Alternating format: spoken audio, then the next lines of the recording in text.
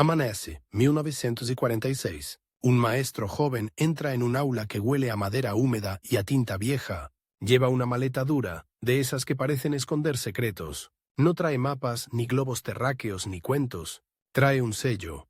Lo apoya sobre la mesa, lo mira como si fuera una herramienta de carpintero, y ¡clac! Lo estampa en el primer cuaderno que encuentra. Todavía está en blanco. El sello dice «Aprobado». Ahí está el contraste que te prometieron en el título.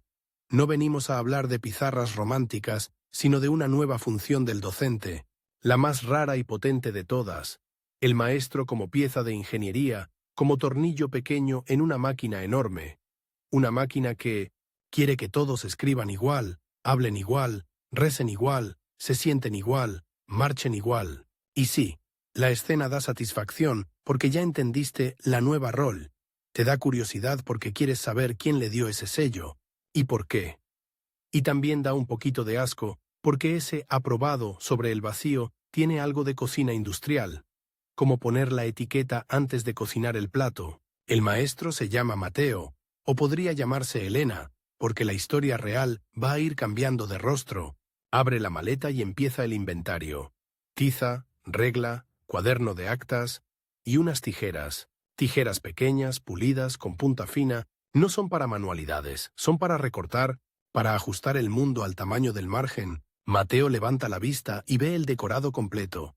El aula no es solo un aula, es un escenario.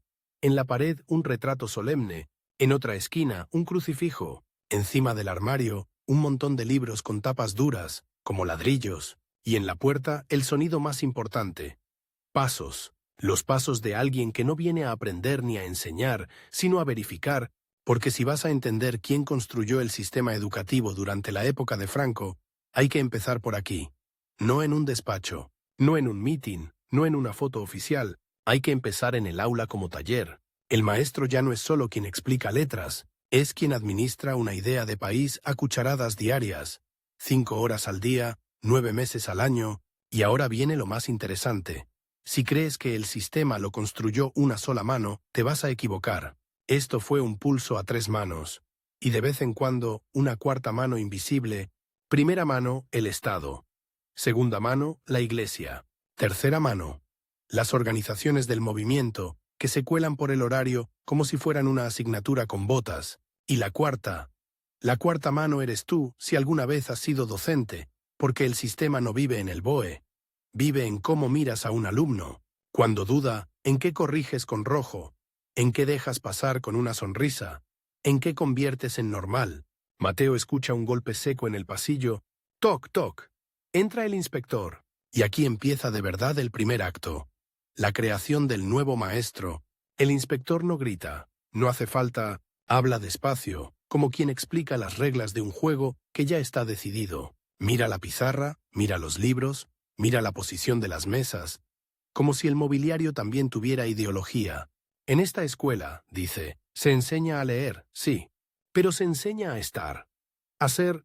Mateo asiente con un entusiasmo nervioso, de esos que se ponen en la cara cuando uno quiere caer bien. El inspector le deja un documento sobre la mesa. Un programa, unas normas, unas fórmulas de conducta. No es un simple papel, es un guión. Y en ese guión aparece una frase que, aunque suena grandiosa, es una orden práctica. Formación del espíritu nacional. Eso no llega como una materia simpática con nombre de película épica. Llega como un objetivo que se mete en la gramática, en la historia, en la geografía, en el modo de corregir, en el modo de preguntar. Si esto fuera una película, aquí verías un montaje rápido.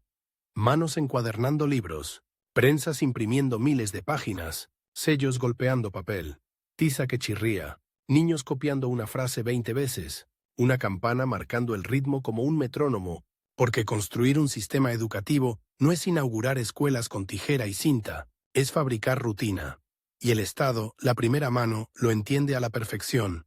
Crea estructuras, ministerios, direcciones generales, jerarquías. La educación se convierte en un campo administrado como si fuera una red de carreteras, con señales, inspecciones, reglamentos, modelos únicos. Mateo, que soñaba con enseñar cuentos, empieza a notar lo que realmente le piden: ser un técnico del orden. Y la prueba está en los detalles absurdos. esos que dan risa y asco al mismo tiempo. Por ejemplo, el inspector abre el cuaderno de actas y revisa hasta el tipo de letra, como si la caligrafía fuera una frontera, como si una A mal cerrada pudiera desordenar el mundo. Y aquí llega el primer giro. Mateo descubre que su libertad no se discute en grandes discursos, sino en pequeñas casillas. Casillas de asistencia, casillas de conducta, casillas de aprovechamiento, casillas de actitud. El aula se convierte en una fábrica de casillas llenas. Y ahora, segunda mano, la iglesia no entra con ruido. Entra como algo que ya estaba antes, como una luz fija. Se nota en los símbolos, en las festividades, en la idea de moral, en el marco que rodea el día, y se nota en algo todavía más concreto, en quién puede abrir una escuela, en qué condiciones, con qué perfil. Hay una España donde abrir una escuela no es solo tener pupitres, es presentar una especie de currículum espiritual. En el papel aparece una expresión fría, quirúrgica, que suena a etiqueta en un frasco. Conducta religiosa y moral intachable, como si la persona fuera un uniforme. Y junto a eso, otra condición que suena a ventanilla. Informes favorables. El maestro, que hasta ayer era señorita o maestro del pueblo, empieza a ser también un expediente. Mateo vuelve a mirar las tijeras de su maleta y lo entiende. Las tijeras no son para papel. Son una metáfora, recortar lo que sobra, enderezar lo que se tuerce, dejar fuera lo que no encaja. Pero falta la tercera mano, la más peculiar, la que trae energía de desfile y gimnasia, la que convierte la escuela en un reloj con silbato. Las organizaciones del movimiento entran por una rendija, no siempre como materia, a veces como actividades, como actos, como rituales que se repiten, y lo más impactante es cómo se diseña la logística. En centros masculinos, unos, en femeninos, otras. Programas diferentes, entrenamientos distintos. El cuerpo también aprende, y aprende obedeciendo un ritmo. Imagina la escena. Patio de tierra, una cuerda colgada, un silbato que parte el aire, los niños alineados, brazos al frente, vuelta, paso. No es guerra, es coreografía, pero es coreografía con intención. Que el cuerpo se acostumbre a la fila, y entonces el maestro ya no es el que explica, es el director de escena. Aquí el primer acto sube la tensión de una manera especial, no con gritos, sino con acumulación. Con capas, porque el maestro recibe capas de tareas, como si le vistieran con ropa cada vez más pesada. Enseñar lectura y escritura, enseñar religión, enseñar historia con un relato cerrado, enseñar disciplina como hábito, organizar actos, coordinar con quien trae programas especiales, responder a la inspección, rellenar registros. Y todavía no hemos llegado al punto más shock. El sistema no solo controla qué se enseña, controla cómo se examina. En 1938, cuando se replantea la enseñanza media, aparece una idea que suena moderna y extraña a la vez. Separar al que enseña del que evalúa, como si el examen fuera un tribunal aparte, una maquinaria distinta. De golpe, el aprendizaje se parece a un trámite. Avanzar por estaciones, sellar etapas, aprobar pruebas. Y ahí, de nuevo, Mateo mira su sello, aprobado. Ya no parece una anécdota asquerosa, parece el símbolo central de toda la época. La educación como certificación. Pero no te equivoques. El sistema no se construye solo con leyes, se construye con libros. Y aquí viene la parte más cinematográfica de esta historia. Los libros de texto no son libros, son ladrillos. Ladrillos que construyen paredes dentro de la cabeza. La imprenta es el verdadero motor invisible. Si quieres cambiar una generación, no necesitas un megáfono gigantesco.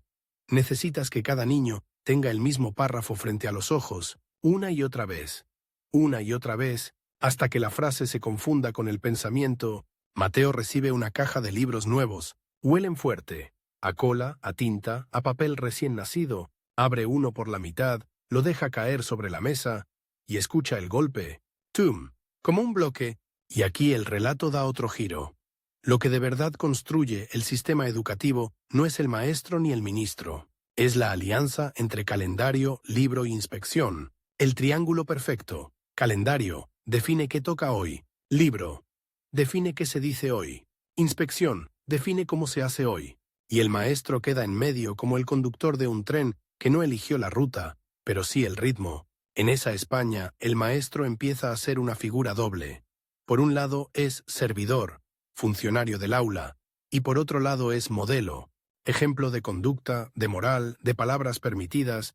Tiene que enseñar sin despeinar el guión. Y ahora vamos a la universidad, porque la historia no se queda en primaria. La Ley Universitaria de 1943 deja claro que la universidad no quiere ser solo un lugar de ciencia fría, quiere ser un lugar con brújula religiosa. Lo dice con una franqueza que hoy suena casi increíble.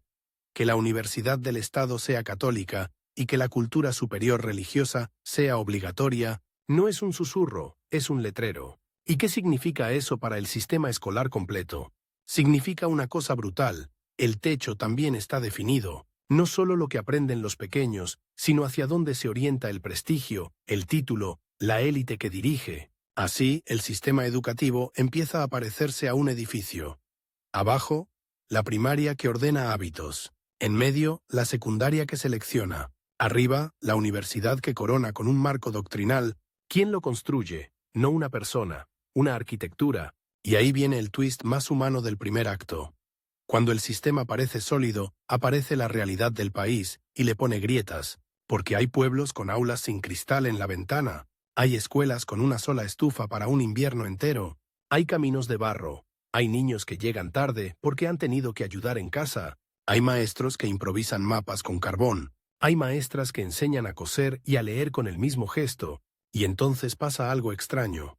El sistema quiere uniformidad, pero el país responde con improvisación. Y en esa tensión, uniformidad contra realidad, nace la figura más importante de toda esta historia.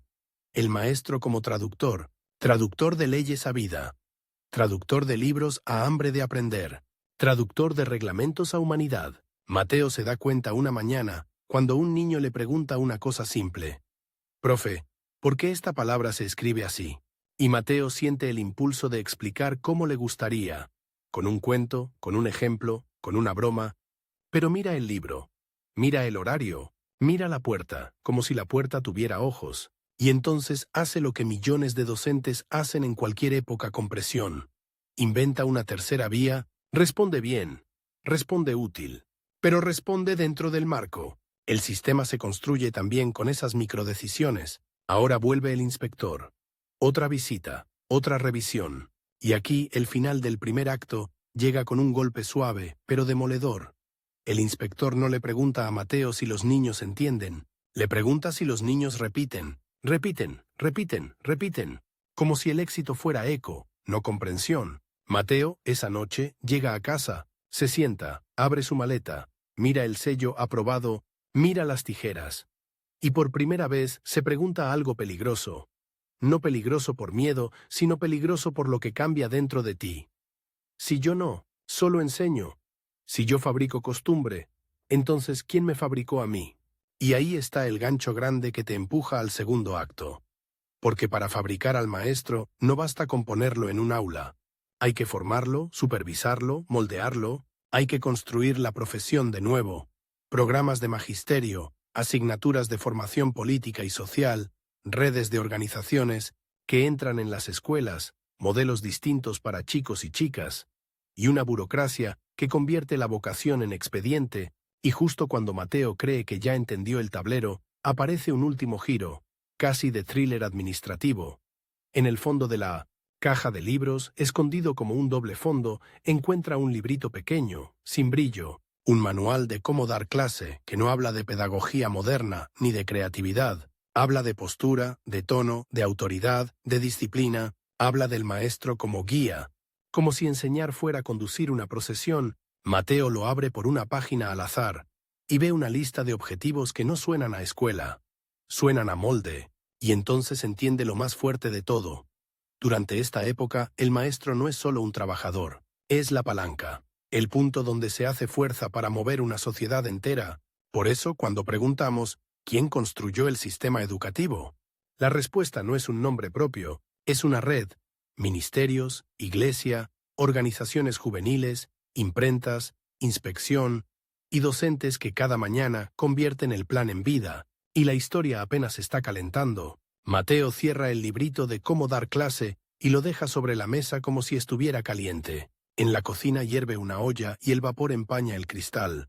Por un segundo, ese cristal le devuelve una imagen torcida.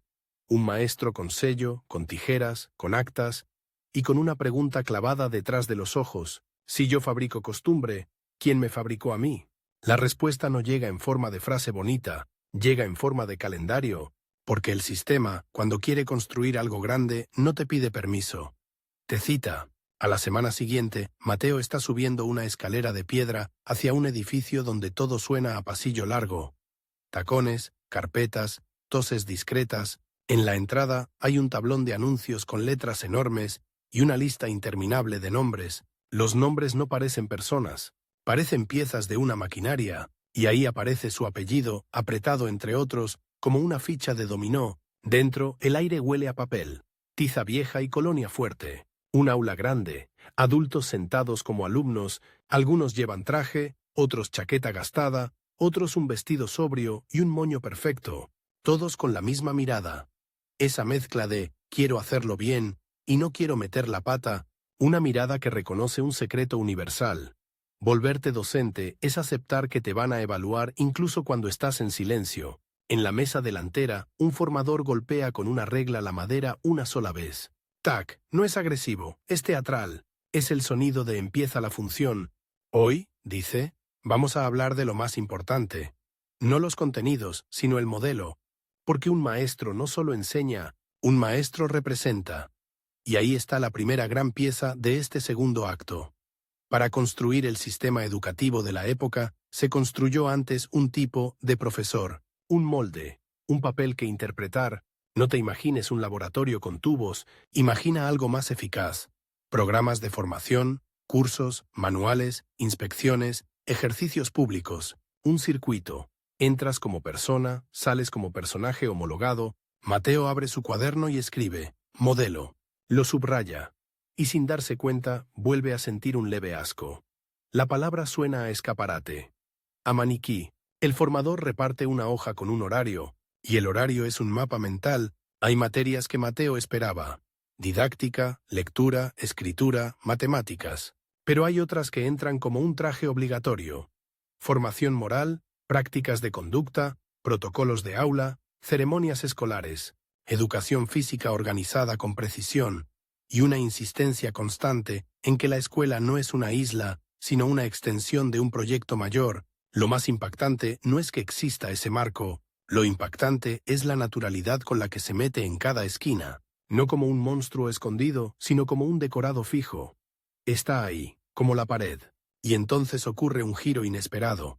La persona que mejor domina la sala no es el formador, es una mujer sentada en la tercera fila, con un cuaderno impecable, letra inclinada, pestañas levantadas como si ya hubiera decidido que este curso no la va a derrotar. Cuando el formador pregunta algo, ella responde sin titubear. Cuando alguien se pierde, ella susurra el dato exacto. Cuando se habla de cómo organizar actividades con niñas, ella toma el control con una serenidad de directora de orquesta. Se llama Carmen. Y Carmen es el recordatorio de una verdad que muchos pasan por alto. Una parte enorme del sistema se levantó con manos femeninas, con redes de maestras, instructoras, organizadoras, mujeres que diseñaron rutinas, actividades, hábitos, maneras de estar, y que lo hicieron con una energía que no cabe en una nota al pie. Mateo se acerca en el descanso. ¿Tú ya has hecho esto antes?, pregunta. Carmen sonríe como si le hubieran preguntado si sabe atarse los zapatos. Esto, y más, y baja la voz. La escuela no se construye desde un solo despacho. Se construye desde 1000 calendarios. Esa frase le queda a Mateo zumbando en la cabeza. Porque aquí viene el detalle shock que no sale en los retratos solemnes. La escuela se alimenta de logística, de listas, cupones, autorizaciones, uniformes, cuadernos numerados, inventarios de material, partes de asistencia, y esa criatura, extraña llamada acta, que tiene el poder de convertir un día vivo en una línea fría. La burocracia no es un accesorio, es un motor, y el motor necesita conductores. En los días siguientes, el curso se vuelve un carrusel. Por la mañana, técnicas de enseñanza. Por la tarde, cómo organizar celebraciones escolares. Otro día, cómo coordinar ejercicios físicos. Otro, cómo manejar la disciplina sin perder la voz. Otro, cómo redactar informes. Y siempre, siempre, la sensación de que el docente debe ser un híbrido.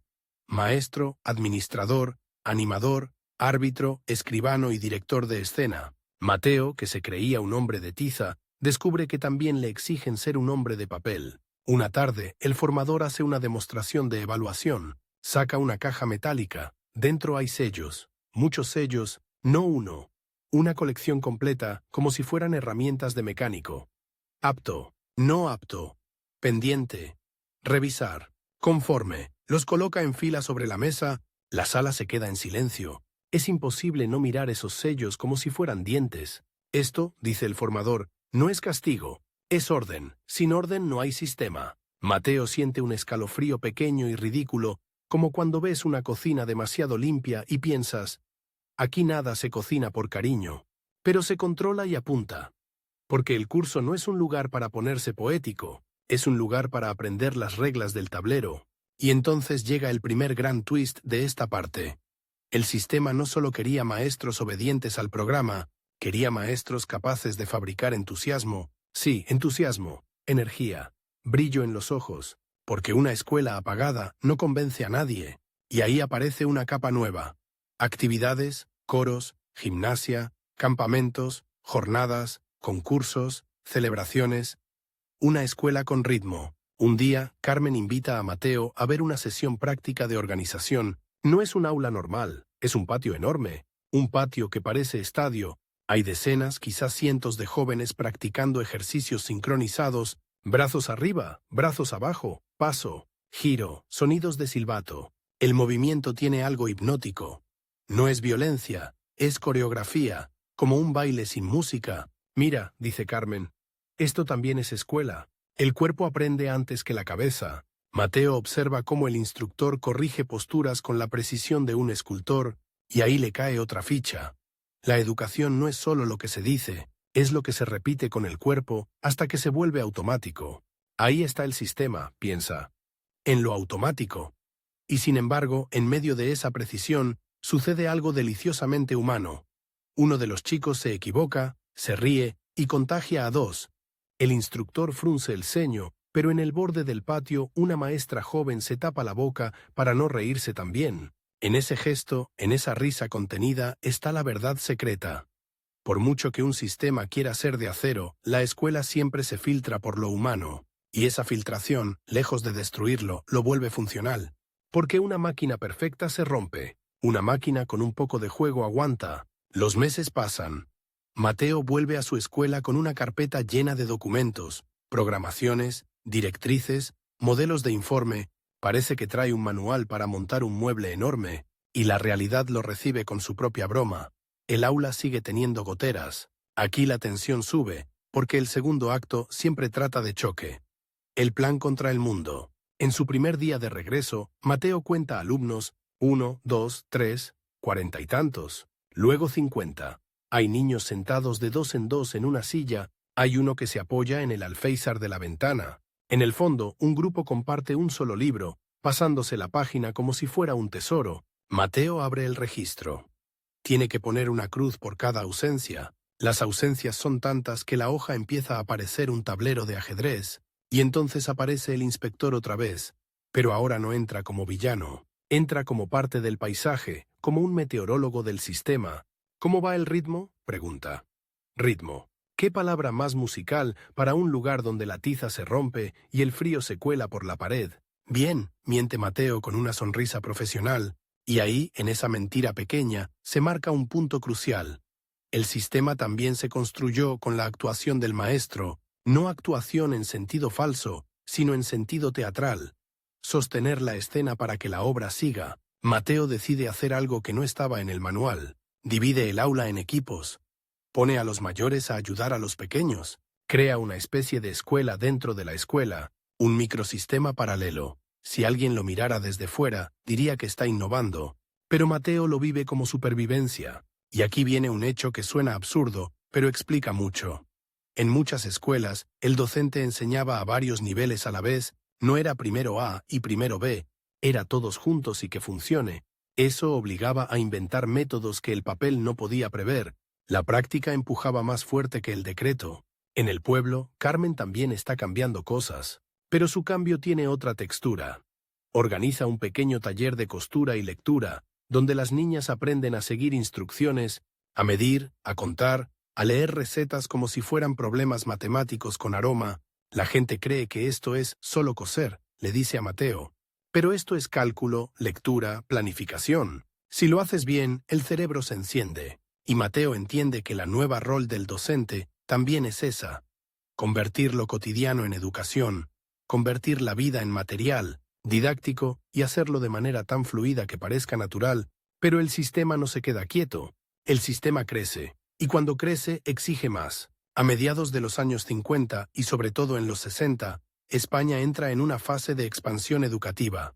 Más centros, más alumnado, más demanda de titulaciones. La escuela empieza a llenarse como un teatro que vende todas las entradas. Y cuando un teatro se llena, necesitas más actores y más directores. De pronto, la pregunta ya no es solo qué enseñar, sino cómo absorber la avalancha. Mateo ve llegar a su escuela material nuevo: mapas más grandes, láminas, cuadernos impresos en masa, libros con ilustraciones, y en ese salto hay una imagen muy potente: camiones de papel. Sí, camiones. Porque cuando un país decide escolarizar de verdad a más gente, lo primero que se mueve no son ideas, son toneladas. Toneladas de pupitres, de cuadernos, de tizas, de libros. Y aquí viene el segundo gran twist. El sistema educativo no lo construyeron solo ministros y obispos y organizaciones. Lo construyeron también carpinteros, impresores, transportistas, secretarias de centros, conserjes que abren puertas a las 7, mujeres que cosen batas, padres que arreglan bancos, una red de manos invisibles. Pero claro, cuando crece la red, crece el control del tablero, crece la inspección, crecen los exámenes, crecen las pruebas que seleccionan quién sigue y quién se queda. Y eso afecta a la identidad del docente. De maestro comunitario a gestor de trayectorias, Mateo empieza a escuchar una frase repetida por todos, como un refrán moderno: hay que sacar el curso, no aprender el curso, no vivir el curso, sacarlo. Como sacar un mueble por la puerta, como sacar una espina, y eso lo lleva a una escena casi cómica, pero reveladora. Un viernes por la tarde, agotado, Mateo está corrigiendo dictados. El rojo del bolígrafo parece sangre de tomate en un plato de cocina. Tachones, acentos, comas. De repente, se le cae una gota de tinta en el papel y deja una mancha enorme, como un planeta negro. El alumno al que pertenece el cuaderno lo mira con horror. Y luego mira a Mateo como si le hubiera roto el futuro. Ahí está el veneno elegante del sistema. Cuando la certificación manda, una mancha puede parecer un destino. Mateo respira, sonríe, y convierte la mancha en ejercicio. Hoy vamos a aprender algo nuevo. Cómo se arregla un error sin que te coma por dentro. Lo hace dibujando un círculo alrededor de la mancha y transformándola en una letra capitular, un adorno, un truco. La clase ríe, y esa risa es un acto de magia pedagógica. Transformar el fallo en arte. ¿Ves el juego? El sistema pide uniformidad. La escuela real produce creatividad para sobrevivir. En esa fricción se construye el día a día, pero entonces llega un golpe narrativo. La gran reforma. A finales de los 60, se habla cada vez más de modernización. El país se mueve, la economía cambia, las ciudades crecen, aparecen nuevos empleos, nuevas necesidades, y la escuela, que antes era un edificio de hábitos, empieza a tener que ser también una fábrica de competencias. No basta con estar, hay que saber hacer. Y ahí el docente se convierte en algo todavía más complejo. Entrenador de futuro. En reuniones de claustro, Mateo escucha palabras nuevas: planificación, objetivos, orientación, rendimiento, palabras de oficina entrando en la pizarra. Y aunque suenen frías, traen algo excitante. La idea de que la escuela puede ser ascensor social, motor de movilidad, camino hacia profesiones nuevas. La tensión sube porque el docente queda atrapado entre dos velocidades. La velocidad del ritual, que quiere estabilidad, la velocidad del mundo, que quiere cambio, y entonces el sistema hace lo que siempre hace cuando no puede elegir. Intenta quedarse con las dos cosas, y eso crea contradicciones deliciosas para un narrador, pero agotadoras para un maestro. Mateo lo siente un día cuando llega una circular con nuevas directrices de evaluación y en el mismo sobre un recordatorio de mantener ciertos actos tradicionales, 2 voces en la misma carta, 2 músicas a la vez. Esa noche, Carmen visita a Mateo con un paquete. «Te traigo esto», dice. Es un proyector de láminas. Algo sencillo, casi doméstico, pero para un aula de pueblo es como traer un pedazo de cine. «¿De dónde lo has sacado?», pregunta Mateo. Carmen se encoge de hombros, red, y sonríe. «Te lo dije, la escuela se construye desde 1000 calendarios. Montan el proyector en el aula, apagan la luz. En la pared aparece una lámina enorme, un mapa, una imagen, una escena histórica, una ilustración científica. Los niños abren la boca, parece magia, parece que la pared se volvió ventana, y ahí tienes un momento clave. La modernización no siempre llegó por decreto, llegó por inventos pequeños, por redes de docentes que se prestaban materiales, por iniciativas locales, por creatividad. Pero no todo es brillo, porque cada herramienta nueva trae una exigencia nueva. Si proyectas, tienes que preparar. Si preparas, te quita horas. Si te quita horas, sacrificas sueño. Y ahí el maestro vuelve a su segunda piel, el cansancio. Y aún así, el sistema sigue pidiendo una cosa por encima de todo. Coherencia. Coherencia en el cuaderno. Coherencia en el horario. Coherencia en el examen. Coherencia en el discurso. Y aquí llega una escena que te va a encantar por lo absurda. Mateo asiste a una demostración pedagógica donde les enseñan a hablar en público, como docentes, les hacen practicar el tono, la pausa, la postura, como si fueran actores. Como si la docencia fuera teatro, y lo es, pero nadie lo dice así. El instructor marca con un dedo dónde debe estar el énfasis. Aquí autoridad, aquí calidez, aquí silencio. Silencio como herramienta. Eso sí que es impactante.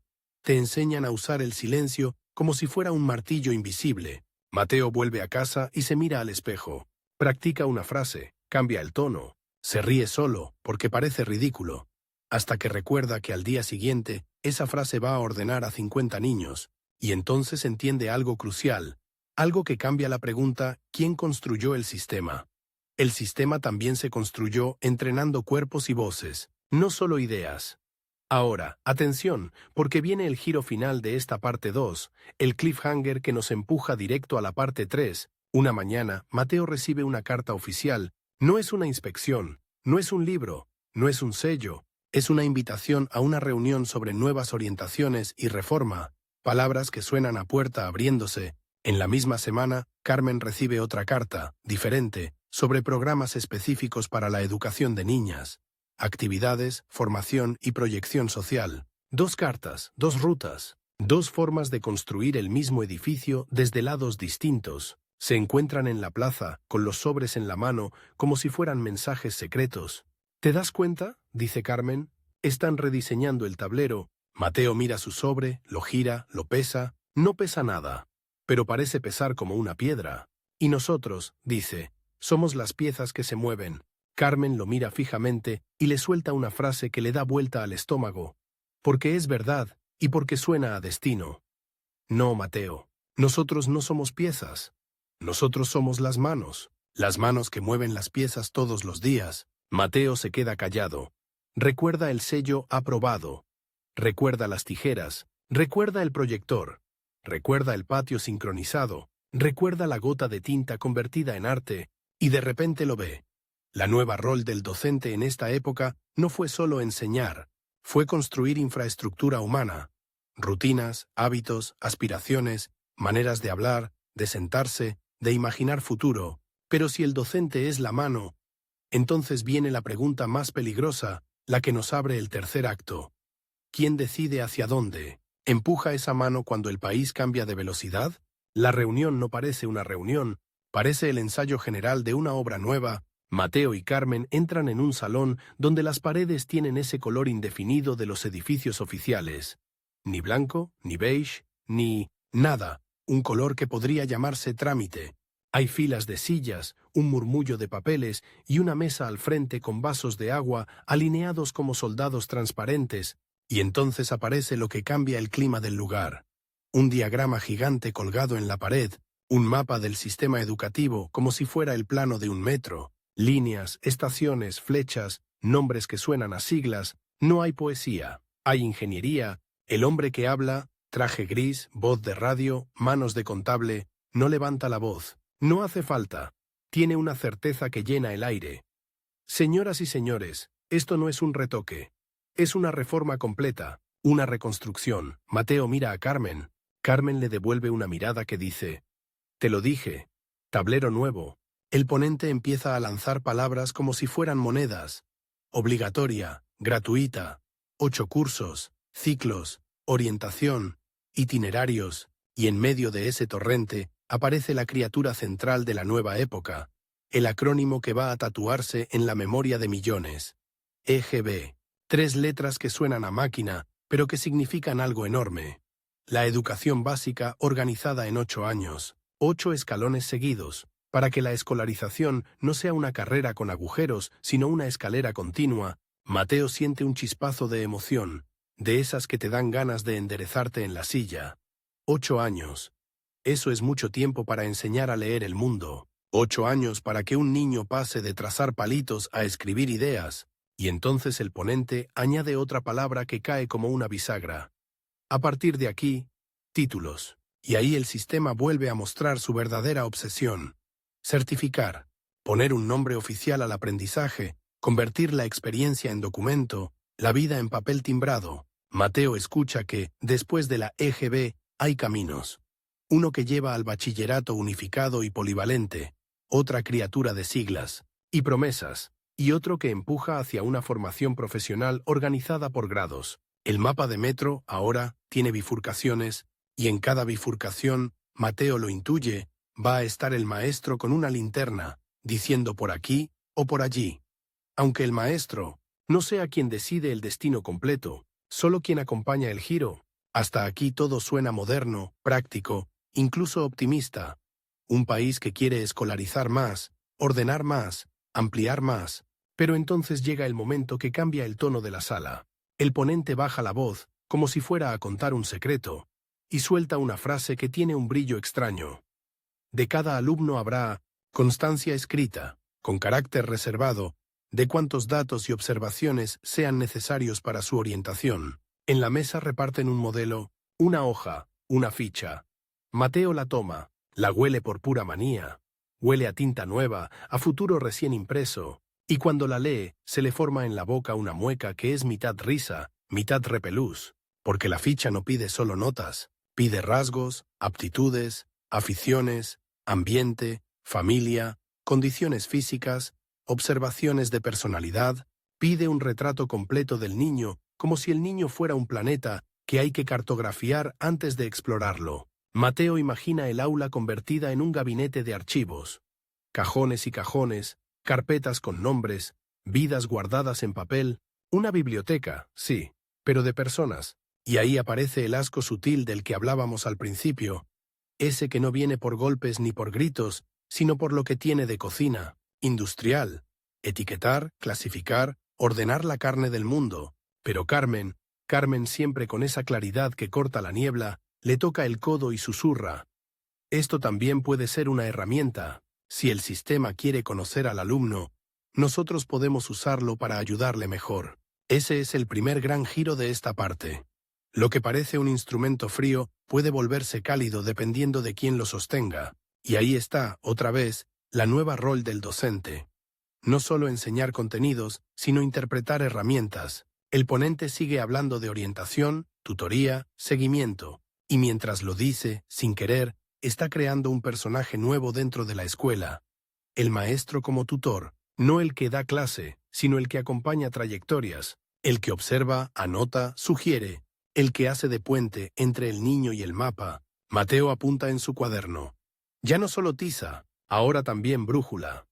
La reunión termina con aplausos cortos, de esos que suenan más a formalidad que a entusiasmo. Pero el entusiasmo, curiosamente, aparece en el pasillo. Allí, entre murmullos, alguien dice: ¿te imaginas un sistema donde nadie se quede fuera por no saber cómo seguir? Y alguien responde: depende de quién lleve la linterna. Esa frase se le queda clavada a Mateo, porque al volver a su escuela, el cambio no llega como una ola cinematográfica, llega como llegan siempre las reformas reales. En sobres, en circulares, en cajas, En instrucciones pegadas con clip, un lunes, el cartero deja un paquete que parece un ataúd pequeño. Mateo lo abre y encuentra dentro un tesoro feo. Formularios, montones, fichas individuales, modelos de evaluación, hojas para observaciones, instrucciones para archivado. Las tijeras vuelven a mirar desde la maleta, como si se rieran. ¿Ves? Parecen decir, ahora no recortas papel, recortas destinos. Mateo intenta tomárselo con humor, pone las fichas en una carpeta y la etiqueta con letras grandes. Orientación. La palabra suena a faro, a norte, a ayuda. Pero el volumen es otra historia. En su aula hay 40 y tantos alumnos, 40 y tantos planetas. ¿Cómo haces un mapa de cada uno sin convertirte en una máquina de escribir con piernas?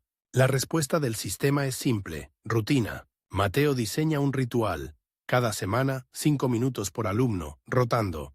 Preguntas rápidas. ¿Qué les gusta? ¿Qué les cuesta? ¿Qué sueñan? Apunta sin dramatizar, sin convertirlo en interrogatorio. Aprende a escribir observaciones como quien toma notas de una canción. Con cuidado, sin aplastar. Y sin darse cuenta, descubre algo emocionante. Cuando preguntas bien, el niño se abre como una ventana. Uno dice que le gusta reparar radios, otra confiesa que quiere dibujar edificios, otro mira el suelo y murmura que se le dan bien los números, cuando nadie le mira. Ahí el aula se vuelve un laboratorio de futuros. Pero el sistema no cambia solo al maestro, cambia el edificio. Y este es el momento visual más potente de toda la parte. La escuela se ensancha. Un día llega un camión al pueblo, no trae comida, no trae ropa, trae pupitres nuevos, los bajan como si fueran cajas de fruta. Luego llega otro con pizarras, luego otro con un armario metálico que brilla como si fuera de hospital, y finalmente llega lo más simbólico, un archivador gigante, de esos con cajones que suenan a trueno cuando se cierran, ¡clang! Mateo lo mira como quien mira una puerta que se acaba de instalar en su vida. Ya no es solo un mueble, es el lugar donde van a dormir las fichas de los niños. Carmen pasa la mano por la superficie fría del metal y bromea. Bueno, ya tenemos altar moderno. Mateo se ríe, pero por dentro siente la punzada. Metal, fichas, reserva, archivo. La escuela empieza a parecer una oficina, y sin embargo, justo ahí, Carmen hace otro de sus movimientos inesperados. Se lleva el archivador a su aula, abre el primer cajón, y en lugar de meter fichas sin alma, mete algo más. Dibujos, redacciones, pequeñas pruebas de lectura, notas de progreso. Si vamos a guardar algo, dice, que sea vida, no solo casillas. Ese es el segundo gran giro. El sistema quiere registrar. El maestro puede convertir el registro en historia. Mientras tanto, la reforma también está cambiando cómo nacen los nuevos docentes. Un día aparece en el pueblo un muchacho con cara de ciudad y una carpeta tan ordenada que da envidia. Se llama Luis. Viene de prácticas, viene con un vocabulario nuevo. Psicología, metodología, dinámica, objetivos. No habla como los maestros de antes. Habla como si hubiera leído manuales modernos con olor a universidad. Luis entra en el aula de Mateo como quien entra a un barco y mide el viento. ¿Dónde tienes el rincón de lectura? Pregunta con naturalidad. Mateo parpadea. Tengo una estantería, responde. Luis sonríe y saca de su carpeta unas tarjetas de colores, actividades de lengua, ejercicios de pronunciación, incluso unas frases en inglés que suenan rarísimas en ese pueblo donde la palabra más internacional es radio. Mateo siente un choque generacional en la garganta. No es enfado, es vértigo, como cuando ves que el mundo se está moviendo más rápido que tu costumbre. Pero Luis no viene a humillar a nadie, viene con hambre de hacer bien su trabajo, y ahí el sistema muestra otra cara. La profesionalización. El docente ya no se forma solo con vocación y aguante, se forma con planes de estudio más largos, con prácticas, con asignaturas de pedagogía, con exigencias de acceso que elevan el listón académico. Mateo observa a Luis explicar una lección con dibujos, con preguntas abiertas, con juegos de palabras. Los niños reaccionan como si les hubieran cambiado la luz de la habitación. Y ahí Mateo comprende algo muy potente. Cuando el sistema invierte en formar maestros, el aula cambia sin necesidad de discursos. Cambia por contagio. Pero el contagio trae una consecuencia incómoda. Ahora el maestro también debe ser actualizable, como si fuera una máquina que necesita piezas nuevas cada cierto tiempo. Y entonces ocurre uno de esos momentos que parecen de película de barrio, pero marcan una época. Llega un televisor a la escuela. Sí, un televisor. Lo colocan sobre una mesa con ruedas, como si fuera un santo tecnológico. El cable se enreda como serpiente, la antena parece un insecto metálico. Los niños entran y se quedan quietos, literalmente quietos. Porque en un pueblo donde las paredes siempre fueron paredes, una pantalla encendida es un portal. Mateo y Carmen se miran. ¿Qué hacemos con esto? Les dan un horario, programas educativos, lecciones televisadas, una forma de llevar contenidos a más sitios, a más aulas, con una uniformidad perfecta. La primera vez que lo ponen, la pantalla parpadea. Nieve, sonido raro. Luis se sube a una silla y gira la antena como si estuviera sintonizando el futuro. De pronto aparece una imagen clara. Un docente en la pantalla, una pizarra perfecta, un mapa impecable, una voz que habla con dicción de estudio. Los alumnos abren los ojos, es como tener una clase de ciudad dentro del aula, y ahí el maestro vuelve a mutar. Ya no es solo el que habla, es el mediador. El que pausa, explica, aterriza lo que viene de la pantalla, el que convierte un mensaje masivo en aprendizaje local. Mateo descubre que puede usar la televisión como chispa y luego hacer preguntas, ejercicios, debates. Carmen hace que los niños dibujen lo que vieron. Luis propone que inventen finales alternativos a una historia. La pantalla, en vez de reemplazar al docente, le da un material nuevo. Pero, y aquí sube la tensión, el sistema vuelve a recordar su obsesión con medir. Llega el final de curso. Llegan las evaluaciones. Llegan las decisiones. El nuevo mapa escolar se parece a una estación. Al final de la EGB no solo hay un pasa o no pasa. Hay documentos que abren puertas distintas. Un título, un certificado, una llave, otra llave. Mateo siente el peso de esa noche, no como tragedia, sino como responsabilidad adulta. Se sienta con las fichas, mira nombres, piensa en cada cara, en cada frase, en cada mancha de tinta, en cada sonrisa, y aquí aparece una escena visual que se te queda en la cabeza. Mateo con una lámpara encendida, rodeado de carpetas, como un bibliotecario del destino. La luz cae sobre las hojas como si fueran mapas secretos. Carmen llega con café, se sienta, no hablan durante un minuto, solo ordenan. Y entonces Carmen suelta una frase que suena simple, pero es dinamita. Si el sistema abre dos puertas, nosotros somos quienes enseñamos a leer los carteles. Ahí está.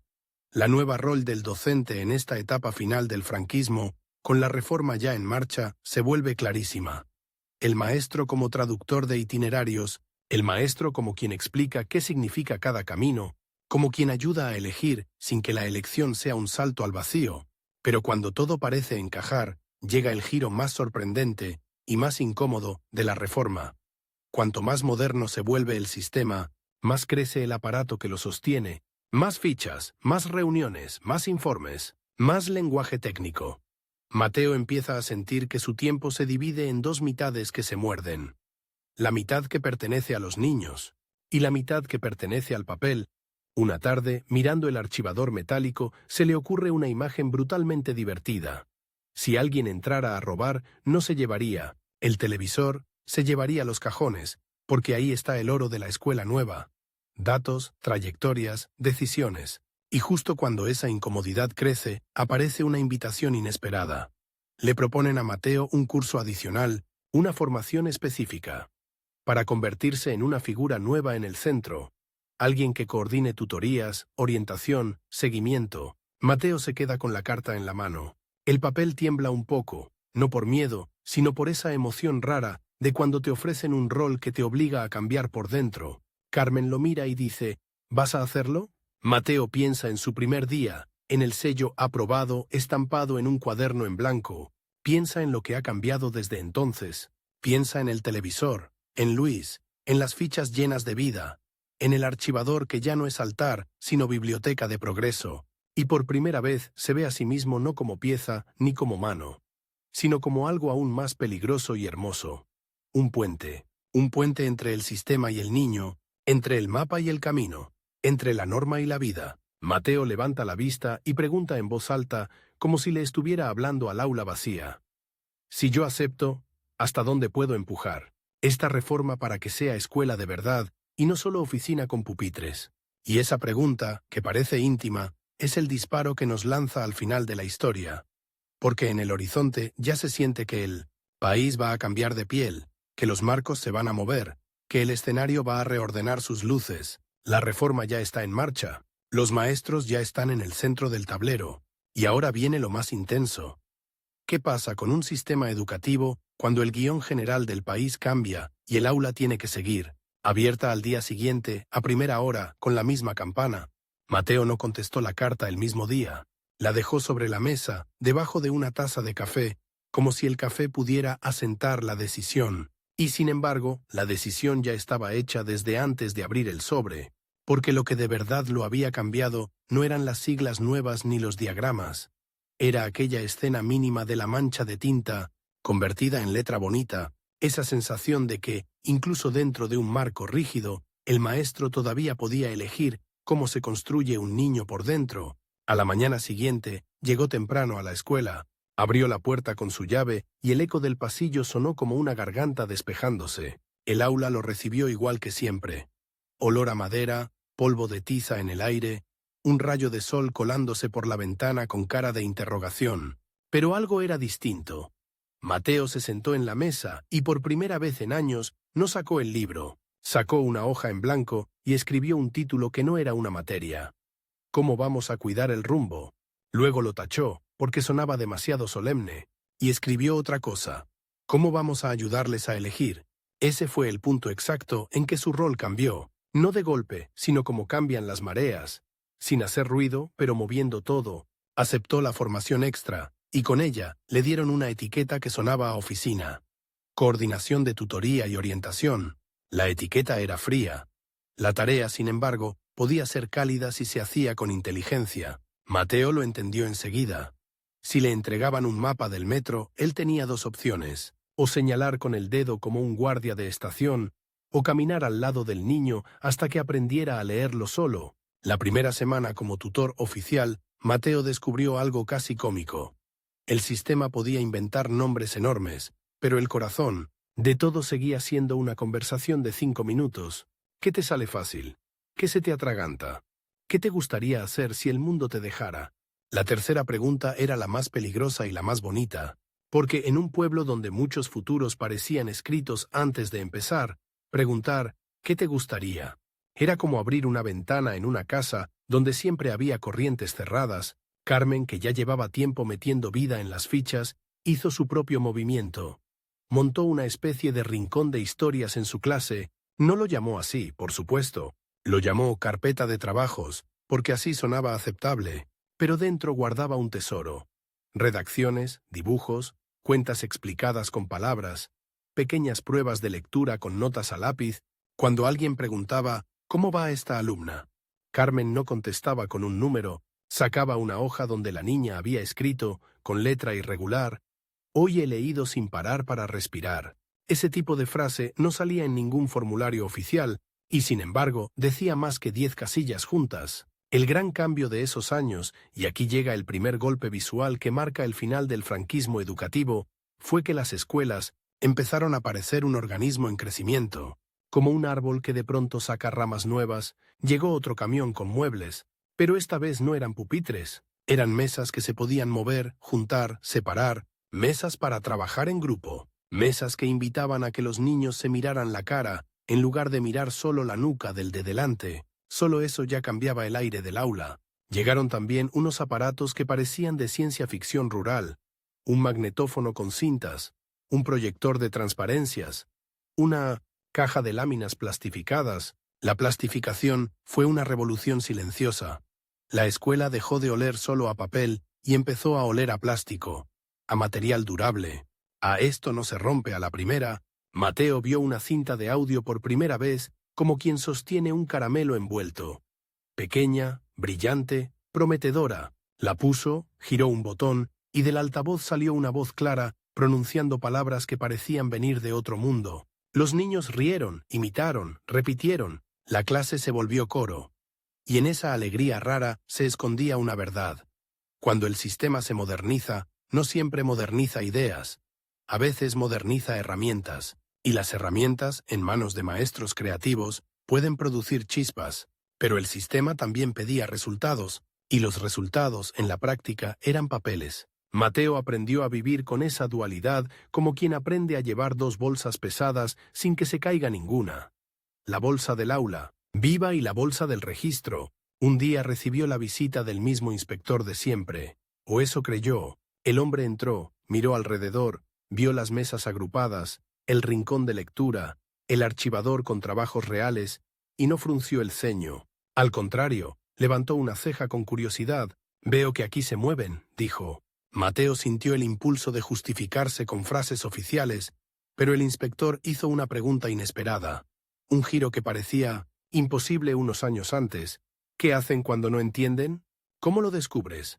Esa pregunta, en lugar de «¿repiten?», era un cambio de música. Mateo contestó con honestidad.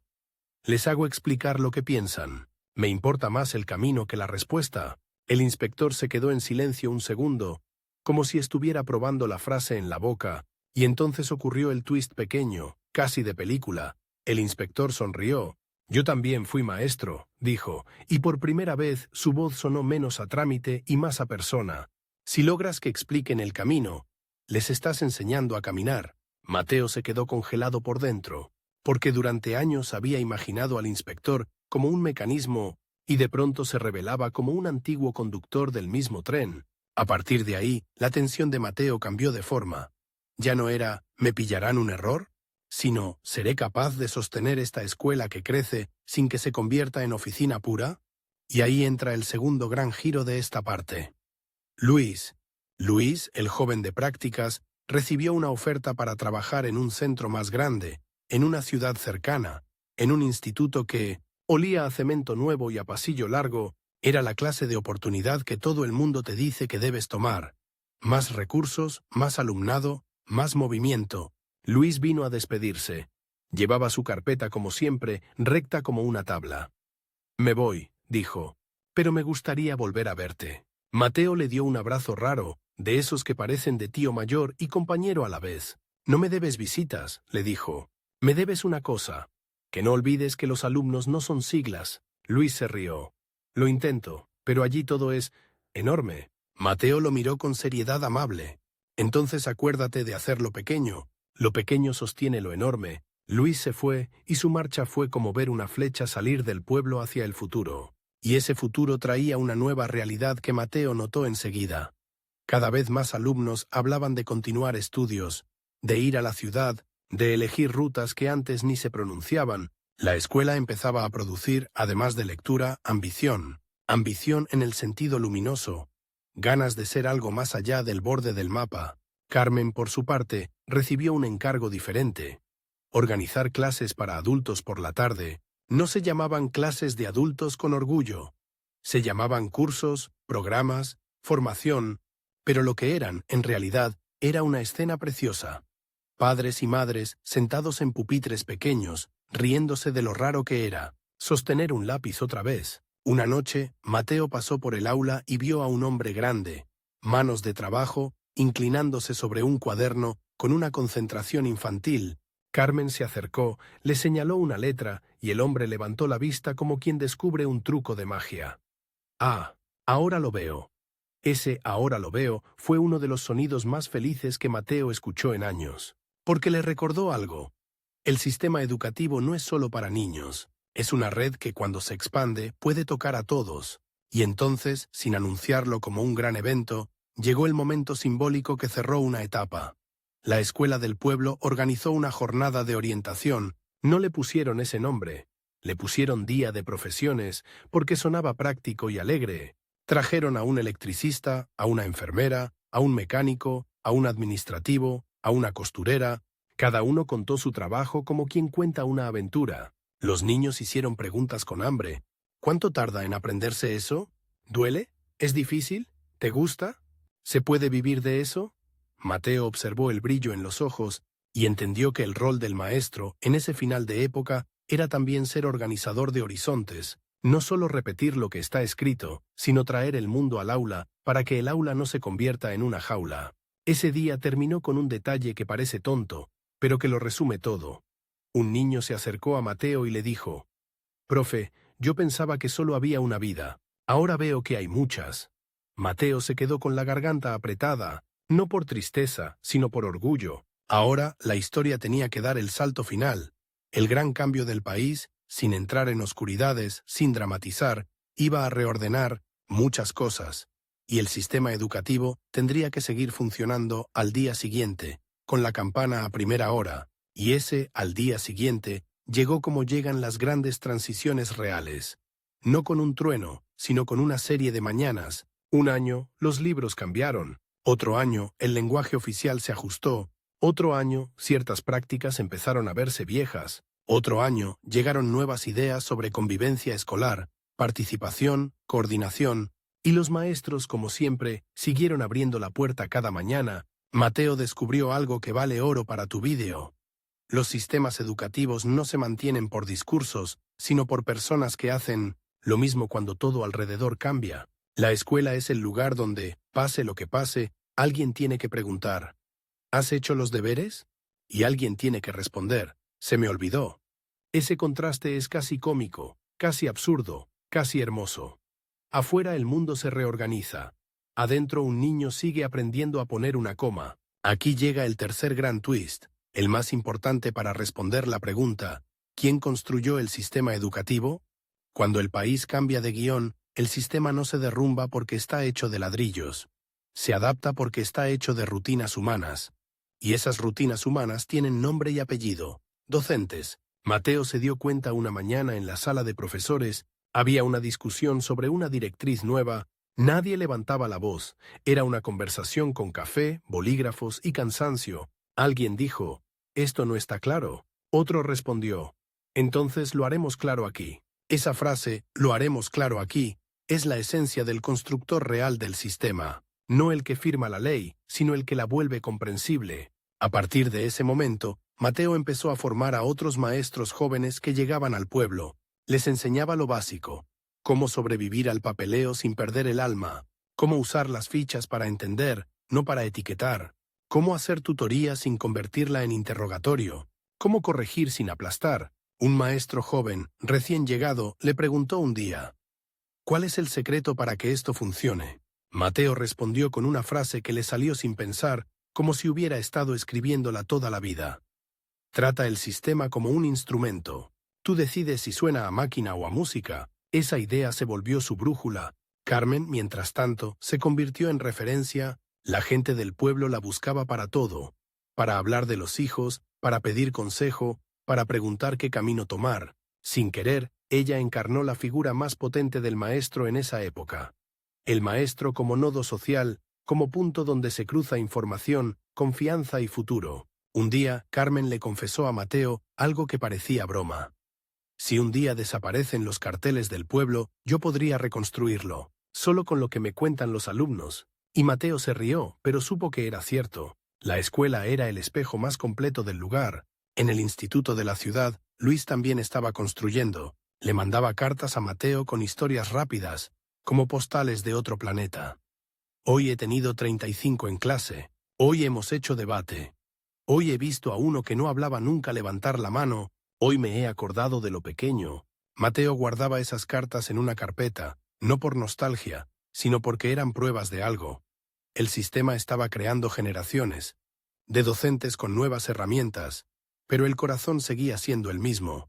Conseguir que alguien se atreva a levantar la mano. A finales de la época, Mateo miró su maleta vieja, seguía teniendo el sello «aprobado», seguía teniendo las tijeras, aunque ya casi no las usaba. Y sin embargo, el objeto que más usaba ahora era otro. Una libreta pequeña de tutoría, llena de nombres y notas que no eran números, sino pistas de vida. Una tarde se encontró con el cuaderno de aquel primer día. Aquel cuaderno en blanco, donde había estampado «aprobado», antes de que hubiera una sola palabra escrita. Lo abrió con cuidado. Las primeras páginas estaban llenas ahora de letras torcidas, de cuentas, de errores corregidos, de dibujos al margen, de historias. Mateo pasó el dedo por las líneas como quien toca una cicatriz antigua y ya no duele. Y entonces sintió algo que le dio vuelta a toda la historia. En aquel primer día, el sello había sido un gesto feo, mecánico, casi repulsivo, aprobar el vacío. Pero ahora, visto con distancia, el sello se había convertido en otra cosa. un recordatorio de que el sistema siempre intentará poner etiquetas y que el trabajo del maestro consiste en llenar esas etiquetas de contenido real, humano, imperfecto y vivo. Ese es el cierre del tercer acto. El maestro no solo fue engranaje, fue alquimista. Transformó instrucciones en aprendizaje, formularios en historias, mapas en caminos, y aquí llega la última imagen, la que te deja una sensación de «he entendido todo». Es septiembre, primer día de curso. El sol entra por la ventana como siempre. Los alumnos llegan con mochilas nuevas y caras de sueño. Mateo entra al aula y antes de empezar, mira la pared. Ya no hay solo retratos y símbolos antiguos, hay también un mural hecho por los niños. Dibujos de profesiones, mapas, palabras en distintos idiomas, una lista de cosas que queremos aprender. La pared ya no es solo pared, es un espejo del futuro. Mateo se acerca a la pizarra, toma la tiza chirría, como ha chirriado toda la vida, y escribe una frase simple: hoy empezamos. Se gira, mira a los alumnos, sonríe, y entiende por fin quién construyó el sistema educativo durante la época de Franco. Lo construyeron quienes estuvieron aquí, día tras día, convirtiendo la escuela en un lugar que se adapta, que crece, que organiza, que orienta, que enseña. Lo construyeron maestros y maestras como Mateo y Carmen. Lo construyó la red invisible de formadores, inspectores con pasado de aula, imprentas, camiones de pupitres, televisores con nieve, fichas que podían ser jaulas o ventanas. Lo construyó, sobre todo, la decisión diaria de un docente de hacer que la escuela suene a música. Y si quieres un último twist que deje al espectador con ese sabor de mezcla, satisfacción, curiosidad y un ligero asco por lo mecánico, que pudo ser, es este. El sistema intentó convertir al maestro en sello, pero el maestro terminó convirtiendo el sello en una simple herramienta. La diferencia entre máquina y escuela no estaba en el papel, estaba en la mano que lo sostenía,